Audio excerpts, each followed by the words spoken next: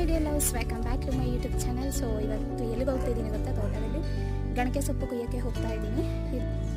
ಇಲ್ಲಿ ನೋಡಿ ಕಾಗೆ ಸೊಪ್ಪು ಸಿಕ್ಕಿದೆ. ನನಗಂತೂ ಫೇವ್ರೇಟ್ ಸೊಪ್ಪು ಅಂದರೆ ಬಹಳ ಫೇವ್ರೇಟ್. ಅದರಲ್ಲಂತೂ ಕಾಗೆ ಸೊಪ್ಪು ಮತ್ತು ನುಗ್ಗೆ ಸೊಪ್ಪು